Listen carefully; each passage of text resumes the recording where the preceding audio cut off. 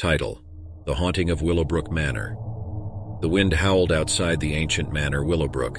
It stood tall and imposing, wrapped in an eerie shroud of fog that clung to its walls like a specter.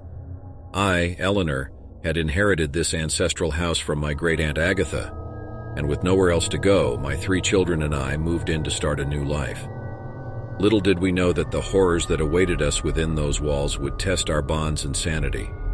Upon our arrival, strange occurrences began to plague us. Doors would creak open on their own, and chilling whispers echoed through the corridors. My children, Emily, the eldest at 12, and the twins, Jacob and Lily, who were just 8, were apprehensive about the place from the start. But I, filled with determination to provide a better life for my children, chose to ignore the foreboding atmosphere. The first night was the worst. As we settled into our rooms, the walls seemed to sigh with a sinister presence. In the darkness, I could feel the weight of unseen eyes upon us. The children clung to me, their trembling bodies seeking comfort. I assured them that everything would be all right, but even I couldn't shake off the dread creeping into my heart. As the days passed, the haunting intensified. Strange apparitions appeared in the corner of my vision, only to vanish when I turned to look. I felt a cold breath on my neck when no one was there. I tried to remain strong for my children, hiding my fear behind a facade of normalcy, but the terror gnawed at me incessantly. The basement was a place none of us dared to enter. The door to the cellar seemed to beckon, promising secrets and horrors that were best left undisturbed. Emily claimed she heard moans emanating from behind it, and the twins insisted they saw glowing eyes in the darkness.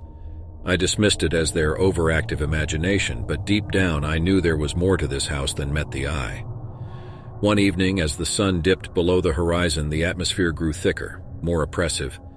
Shadows danced along the walls, taking sinister shapes that seemed to leer at us mockingly. A mournful wail echoed through the halls, chilling us to the bone. We huddled together in the living room, seeking comfort in each other's presence. The next day, I decided to seek answers about Willowbrook Manor's dark history. I visited the town's historical society and delved into old archives. The truth I uncovered sent shivers down my spine. A century ago, the manor belonged to a reclusive family, the Hawthorns, who were rumored to dabble in dark arts. The townspeople had whispered about their sinister rituals and the malevolent spirits they unleashed upon the world.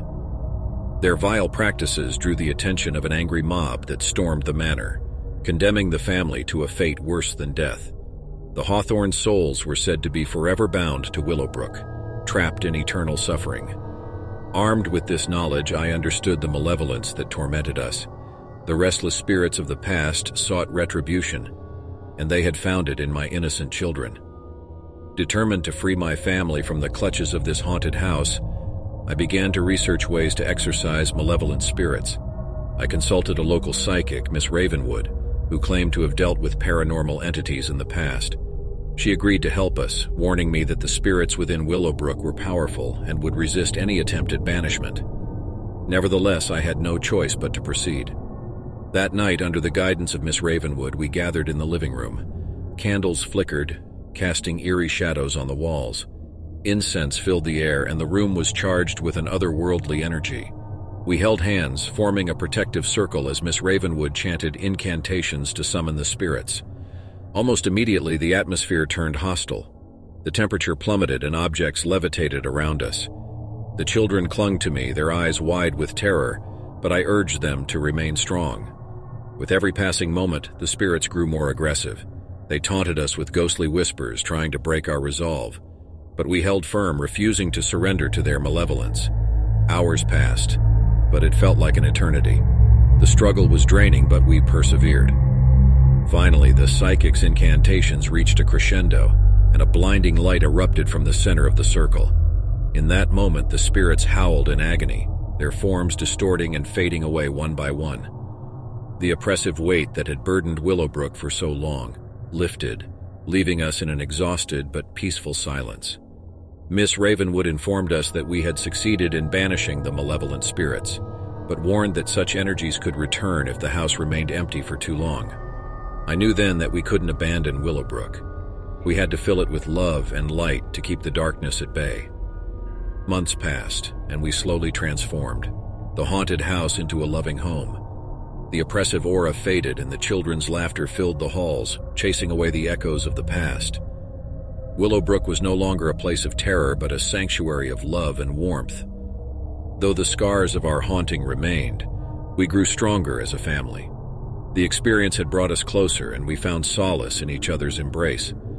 As I watched my children play in the garden, their laughter echoing through the once haunted halls, I knew we had triumphed over the malevolence that had sought to tear us apart. Now Willowbrook stands as a testament to our resilience, a reminder that love and courage can conquer even the most formidable darkness. We no longer fear the unknown. Instead, we embrace it as a part of our shared journey. And so we live on, writing our own story within the walls of the house that once tried to devour us, but instead, in an unexpected twist, brought us closer together.